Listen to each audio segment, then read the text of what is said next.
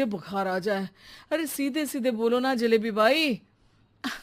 अरे देखो, मेरे भाई के पापा, मेरे पापा, उनकी पत्नी यानी मेरी माँ के भाई यानी मेरे मामा के पापा यानी मेरे नाना, और मेरे नाना की पत्नी यानी मेरी नानी को ना बुखार आ रहा है साहेब।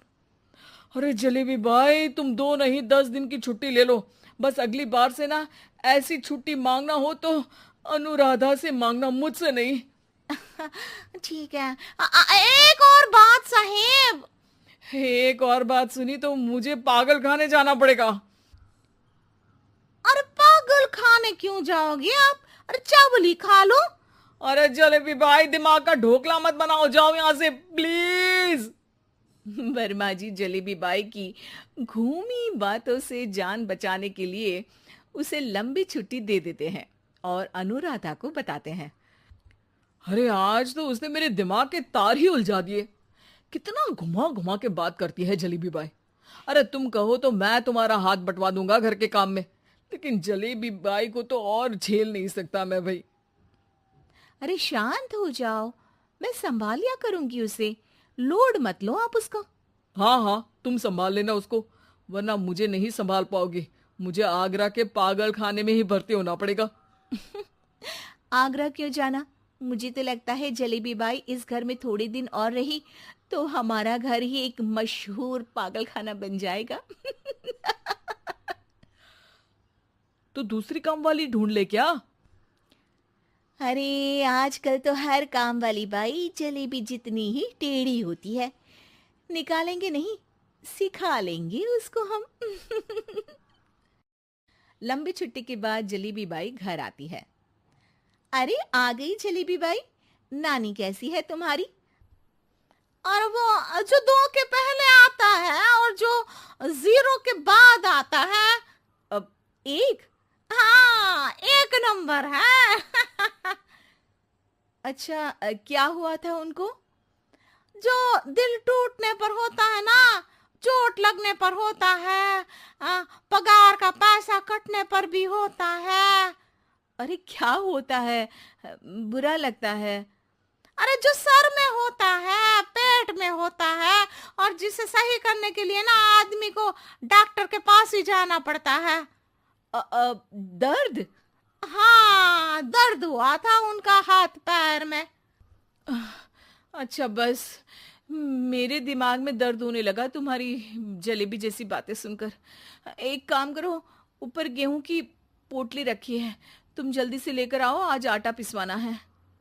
जलेबी बाई भागकर छत पर जाती है और गेहूं की पोटली उठाने की कोशिश करती है, मगर वजन ज्यादा होने की वजह से उससे बोरी उठती नहीं। वो सोचती है कि पोटली जल्दी पहुंचानी है। बस जलेबी बाई के टेढ़े दिमाग में एक टेढ़ी तरकीब आती है। वो पोटली को छत पे घिस कर उसे बालकनी तक ले जाती है और छत से भीतर बरामदे में बोरी फेंक देती है। लो जी लो, हो गया जल्दी जल्दी काम।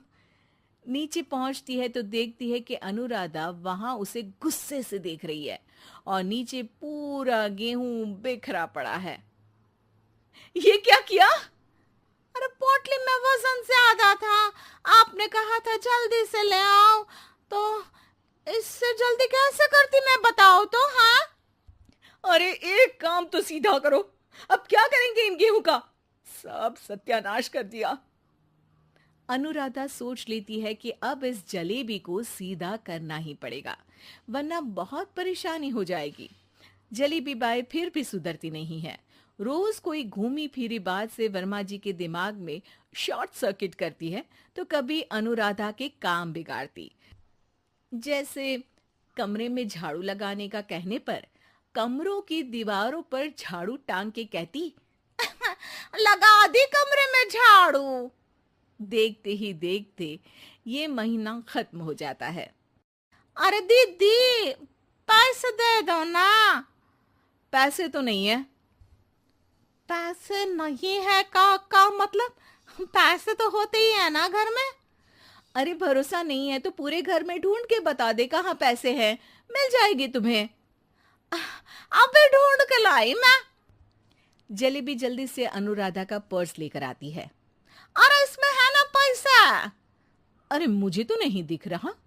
अरे दीदी है ना, 2000 का नोट। अरे तो वो तो 2000 रुपए हैं, पैसे तो नहीं है। अरे दीदी दे दो ना, जल्दी घर जाना है, आज मेरी तारीख है। अरे पक्का आज तेरी तारीख है? हाँ दीदी, आज मेरी तारीख है, आज ही तो पगार लेती हूँ ना मैं।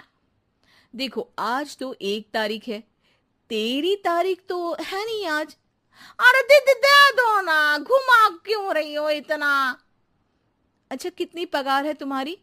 5000, आप ही ने तो तय की थी।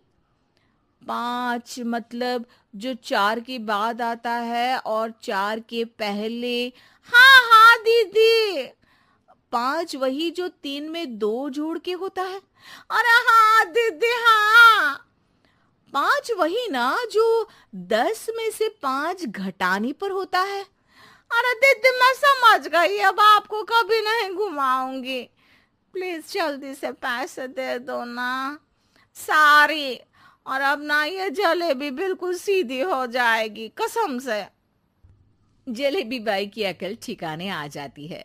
अनुराधा जलेबी को पैसे दे देती है और कहती है, अब अगर तुमने हमें घुमाया ना तो तुमको कहीं दूर घूमने भेज देंगे, जहां से तुम घूमने के बाद कभी वापस ही नहीं आ पाओगी। समझ गई जलेबी बाई?